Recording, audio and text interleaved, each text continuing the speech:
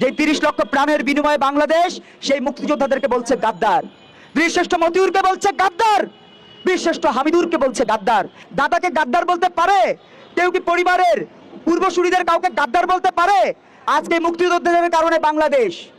এখন আপনাদের জনসভায় যদি হামলা করে, আপনার তো জনসভায় যাবেন না ভয়তে, আপনার তো পোশাক করে তারপর ওখান দিয়ে ভয়তে আইয়ে পড়বেন, আপনারা ওখানে গিয়ে ফিট পড়বেন। আর বঙ্গবন্ধুর মাথার উপরে ছিল অস্ত্রের ঝঞ্ঝানি, আর নিচে বসে জনসাধারণের কাছে তার সেই যুদ্ধের প্রস্তুতির রণকৌশল তিনি দিয়েছেন। এই 7ই মার্চ বাতিল করবে, আমার মামুর বাড়ির বেসাদ পেয়ে গেছে।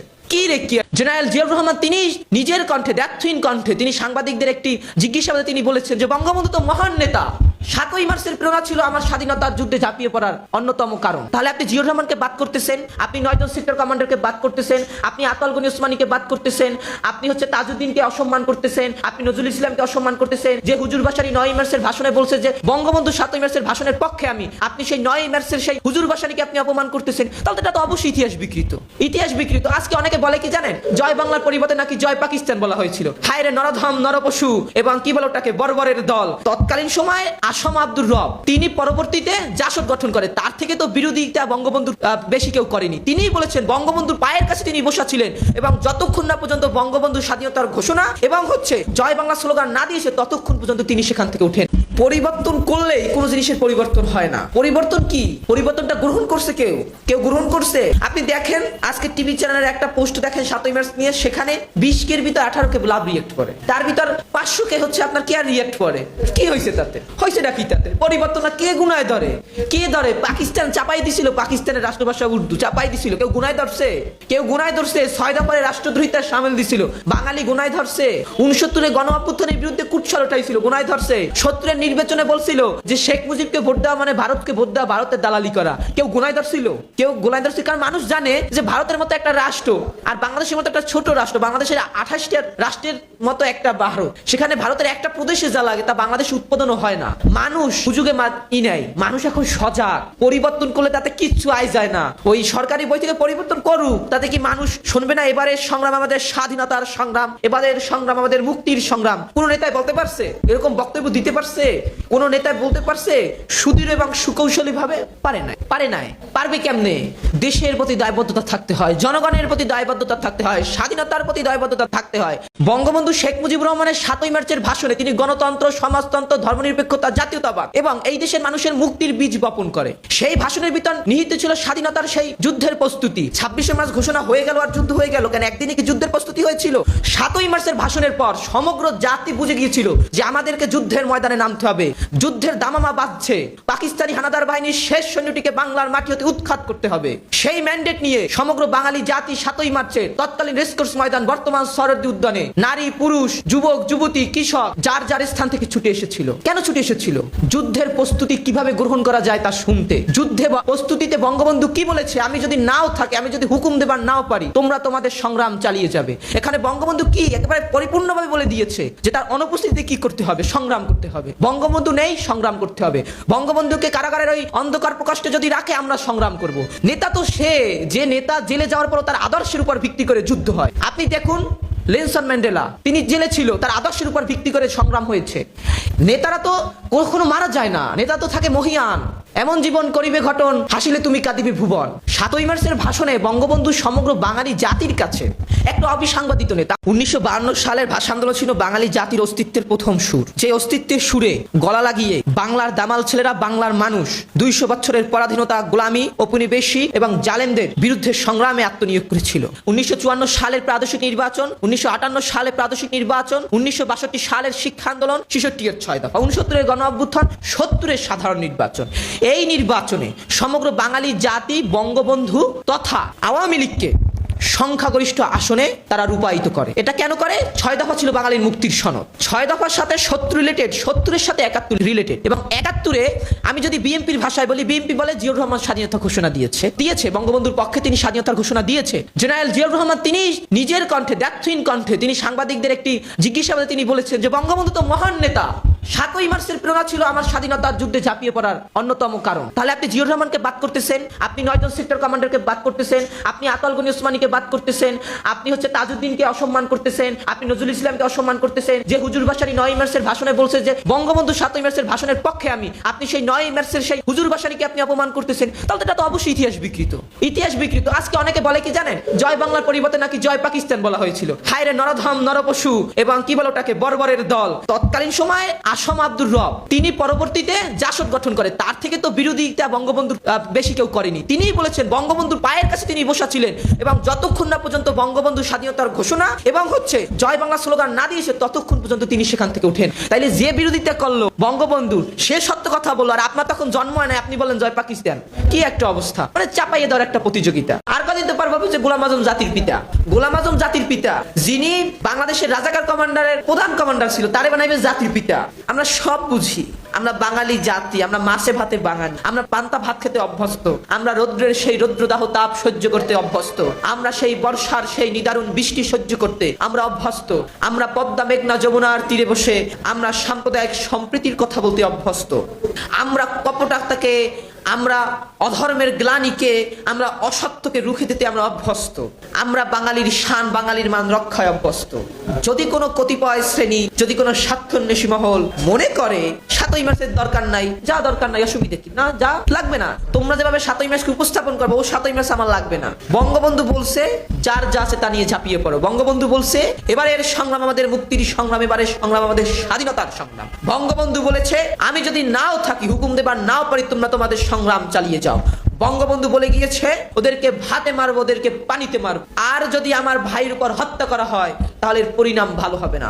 বঙ্গবন্ধু বলেছে সৈন্যবাহিনী সুন্দর ব্যারাকে, সৈন্যবাহিনী সুন্দর রাজপথে না, কারণ গণতান্ত্রিক দেশে গণতন্ত্র চর্চা মানুষ করবে। আপনি সৈন্যবাহিনীকে মাঠে নামিয়ে আপনি মানুষের ভোটাধিকার, মানুষের অধিকার, মানুষের মানবাধিকার, মানুষের পলিটিক্যাল রাইট, মানুষের সিভিল রাইট, মানুষের ফান্ডামেন্টাল রাইটকে আপনি নস্যাৎ করবেন, তা তো হবে না। এটা বঙ্গবন্ধু শিখিয়ে গিয়েছে। তারা বলছে এটা মীমাংসিত অধ্যায়। মীমাংসিত অধ্যায় কিভাবে ভাই? আমার বাবাকে হত্যা করেছেন, আমি বিচারই পাই নাই, আপনি বলছেন মীমাংসিত। কিসের মীমাংসিত? কার সাথে মীমাংসিত করেছেন? মীমাংসা কি আপনি ইউনূসের সাথে করেছেন, ডক্টর আসিফ নজরুলের সাথে করেছেন, শফিক আলমের সাথে করেছেন, নাকি করেছে? অনেকে বলে 3,500 পুলিশ সদস্য মৃত্যুবরণ করেছে, তাহলে তাদের পরিবার কি করে? ভাই তাদের পরিবার ঘুমায়, কারণ আপনারা যেই পরিমাণ ভয় তাদেরকে দেখিয়েছেন, যেই পরিমাণ ইন্ডেমিনিটি দিয়ে আপনারা বাধ্য করেছেন, তারা নিজেদের জায়গা থেকে নিজেরাই নিজেদের মতো করে চুপসে গেছেন। কারণ তারা বেঁচে থাকবার প্রত্যয়ে তারা গণমাধ্যমে আসছে না, তারা আইন আদালতের শরণাপন্ন হচ্ছে না। তারা যদি আইন আদালতের শরণাপন্ন হয়, সবার আগে মববাজি করবে হাসনাত, সবার আগে মববাজি করবে হান্নান, সবার আগে মববাজি করবে নাহিদ, কারণ তারা বলছে এটা মীমাংসিত অধ্যায়। মীমাংসিত অধ্যায় কিভাবে ভাই? আমার বাবাকে হত্যা করেছেন, আমি বিচারই পাই নাই,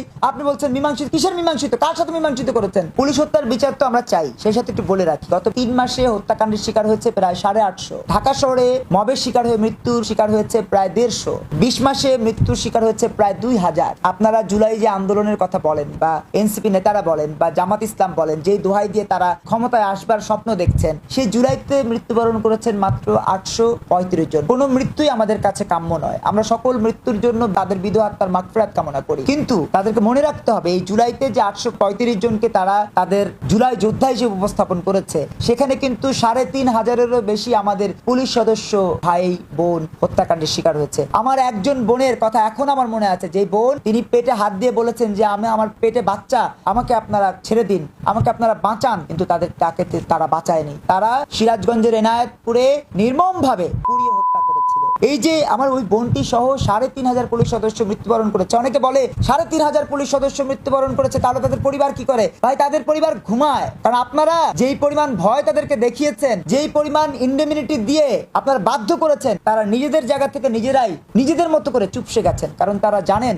বাবা গেছে, সন্তান গেছে, আমি যেতে পারবো না। সন্তানটা গেছে, বাবাটা গেছে, মা গেছে, তাদের বিধবা আত্মার মাগফিরাত কামনার জন্য, বিচারের জন্য হলেও আমাদেরকে বেঁচে থাকতে হবে। এই বেঁচে থাকবার প্রত্যয়ে তারা গণমাধ্যমে আসছে না, তারা আইন আদালতের শরণাপন্ন হচ্ছে না। তারা যদি আইন আদালতের শরণাপন্ন হয়, সবার আগে মববাজি করবে হাসনাত, সবার আগে মববাজি করবে হান্নান, সবার আগে মববাজি করবে নাহিদ, কারণ তারা বলছে এটা মীমাংসিত অধ্যায়। মীমাংসিত অধ্যায় কিভাবে ভাই? আমার বাবাকে হত্যা করেছেন, আমি বিচারই পাই নাই, আপনি বলছেন মীমাংসিত। কিসের মীমাংসিত? কার সাথে মীমাংসিত করেছেন? মীমাংসা কি আপনি ইউনূসের সাথে করেছেন, ডক্টর আসিফ নজরুলের সাথে করেছেন, শফিক আলমের সাথে করেছেন, নাকি রেজওয়ানা হাসানের সাথে করেছেন? কার সাথে করেছেন? যদি মীমাংসিত অধ্যায় হয়, তাহলে আমি আমার বাবার হত্যার বিচার পাবো, আমার সন্তানের হত্যা হত্যার বিচার পাবো, তারা কি বিচার পেয়েছে? পায়নি তো। তাহলে আমরা তাদের পক্ষ থেকে কথা বলছি, সেই 3 থেকে 3,500 পুলিশ সদস্যের পক্ষ থেকে আমরা কথা বলছি, সেই পরিবারের পক্ষ থেকে আমরা কথা বলছি। আমরা মনে করি সকল হত্যাকাণ্ডের বিচার হওয়া জরুরি। আবু সাঈদের হত্যাকাণ্ডের বিচারটা সুষ্ঠু তদন্তের মাধ্যমে হওয়া। কেন বললাম? কারণ আবু সাঈদের বাবা কিন্তু বলেছে আমার ছেলের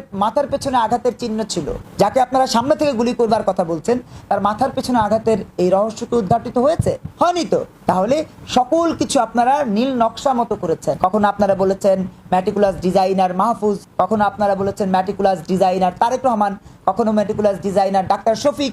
যেই ম্যাটিকুলাস ডিজাইনার হোক, দিন শেষে 3,500 পুলিশ সদস্য হত্যাকাণ্ড সহ এই যে আপনাদের তথ্য অনুযায়ী 835 জন, এই সকল হত্যাকাণ্ডের বিচার আমরা যেমন চাই, আপনাদের আমলে অর্থাৎ ইউনূসের আমলে এবং তারেক রহমানের আমলে প্রায় 2,000-এরও বেশি মানুষ মবের শিকার হয়েছে, মৃত্যুর শিকার হয়েছে, হত্যাকাণ্ডের শিকার হয়েছে। সেই হত্যাকাণ্ডের বিচারগুলো আমরা চাই। অর্থাৎ প্রায় 5,000 মানুষের হত্যাকাণ্ডের বিচার আপনাদেরকে করতে হবে। এই বিচার না করে আপনারা জুলাই সনদের দিকে ডাইভার্ট হতে চাইছেন, আপনারা 72 সংবিধান বাতিল করতে চাইছেন। এগুলো আওয়ামী লীগের ইতিহাস আছে, আওয়ামী লীগের ঐতিহ্য আছে। আওয়ামী লীগ তো আর হুট করে ছুঁড়ে ফেলা দেওয়া দল না। এখনো বাংলাদেশে আওয়ামী লীগের 50%-এর উপরে আওয়ামী লীগের সমর্থন আছে, ভোট আছে। আপনি জরিপ করে দেখেন, আওয়ামী লীগকে আপনি বুঝবেন কিভাবে? বাংলাদেশের 50% লোক বাদ দিয়ে আপনি এই গণতন্ত্র প্রতিষ্ঠা করবেন, এই সংসদ চালাবেন, এই রাজনীতি অঙ্গন চালাবেন, কিভাবে চালাবেন? আওয়ামী লীগকে তো বাদ দিয়ে চালান যাবে না। আওয়ামী লীগই এই দেশের একমাত্র দল যেটা স্বাধীনতা সাপেক্ষে এই দেশ স্বাধীন করেছে। আওয়ামী লীগ বাংলাদেশের একমাত্র দল, এই দেশ প্রতিষ্ঠিত করেছে আওয়ামী লীগ, এই দেশ স্বাধীন করেছে আওয়ামী লীগ, এই দেশের ওয়ারিশ আওয়ামী লীগ, এই দেশের হকদার আওয়ামী লীগ। আওয়ামী লীগ ছাড়া কখনোই বাংলাদেশ স্বাভাবিক সঠিকভাবে পরিচালনা হতে পারে না। তাই আমরা চাই আওয়ামী লীগ সরকার আবার আসুক, ফিরে আসুক। আমরা প্রয়োজনে আবার আন্দোলনের জন্য আমরা মাঠে নামবো। আমরা দেখি আরো কিছুদিন দেখি, এরা যদি সঠিকভাবে দেশ পরিচালনা করতে না পারে, বাধ্যগত আমরা আওয়ামী লীগের জন্য আমরা বুকের রক্ত রাজপথে দিব এবং আন্দোলনে মাঠে নামবো। আমরা থাকবো আওয়ামী লীগের পাশে, আজীবন থাকবো। আওয়ামী লীগ হচ্ছে এখন 20 কোটি মানুষের দল। এদেশে যদি 20 কোটি মানুষ থাকে, প্রত্যেক দুয়ারে দুয়ারে দল হচ্ছে আওয়ামী লীগ। কার এত বড় সাহস আছে যে আওয়ামী লীগ এখন মানে দেশে এনে পুনর্বাসিত করা উচিত? পুনর্বাসিতর অর্থটা কি? এটা হচ্ছে আমাদের অপমান করা। আমাদের 20 কোটি মানুষের আত্মার জায়গায় 20 কোটি মানুষের ইমোশনের দল হচ্ছে আওয়ামী লীগ। আওয়ামী লীগের একা আওয়ামী লীগের সম্পত্তি না। তো এখানে পুনর্বাসনের কি আছে? আওয়ামী লীগ তো দেশে আছে। আর এখন আলটিমেটলি এটা প্রমাণ হয়ে গেছে। তো আরো হাতে বাংলাদেশ নিরাপত্তা না হচ্ছে গিয়ে মহিলা শিশুদের নিরাপত্তা, না হচ্ছে দেশের মানুষের নিরাপত্তা, অন্ন বস্ত্র বাসস্থান শিক্ষা, কোনোটা নিরাপত্তাই তো আপনারা দিতে পারছেন না। এনসিপির নেতা সার্জিস আলম বলতেছে, আমি ইশারা দিলে এই দেশে আবার গণ অভ্যুত্থান হয়ে যাবে। আহা হা হা, সার্জিস আলম জায়গা জায়গা স্বপ্ন দেখতেছে, নেড়া বেলতলায় একবারই যায়। পাবলিকের জীবন এত সস্তা না যে আপনাদের জন্য রাস্তায় নেমে আন্দোলন করবে, তারা জান দেবে, মাঝখান থেকে আপনারা পদ পদবি ভোগ করবেন, টাকার পাহাড় বানাবেন, আর পাবলিক বসে বসে আঙুল চুষবে। সেটা আর হবে না। পাবলিক আর আপনাদের সাথে নাই। এই অবস্থায় আওয়ামী লীগ যদি ফিরে আসে, আপনাদের এই পরিস্থিতি মোকাবেলা করতে কষ্ট হবে, হয়তো পারবেন না। আওয়ামী লীগ যদি এই স্রোতের মতো এগিয়ে যায়, তখন কিন্তু দেশে ভয়াবহ পরিস্থিতি সৃষ্টি হবে। তো সেই সাবেক উপদেষ্টা আসিফ মাহমুদ সহ 42 জনকে পুলিশ হত্যার আসামি করে মামলার আবেদন করা হয়েছে। ভাইরে ভাই, জুলাই যোদ্ধারা কঠিন ভাষা ফাইসা যাইব। জুলাই যোদ্ধারা কিন্তু অলরেডি মাইনকাচি পাই ফাইসা গেছে। এই যে আসিফ মাহমুদ সহ তথাকথিত জুলাই যোদ্ধা যারা আছে, এদের যে ভাই সামনে কি কঠিন সময় আসতেছে, এদের জন্য ভয়ঙ্কর সময় অপেক্ষা করতেছে। আওয়ামী লীগ দল যদি ক্ষমতায় আসে, এই জুলাই যোদ্ধাদের তো কোনো অস্তিত্বই থাকবে না। অনেকে তো আবার এটাও বলে, এই জুলাই যোদ্ধাদের কবর থেকে তুলে এনেও শেখ হাসিনা শাস্তি দিবে।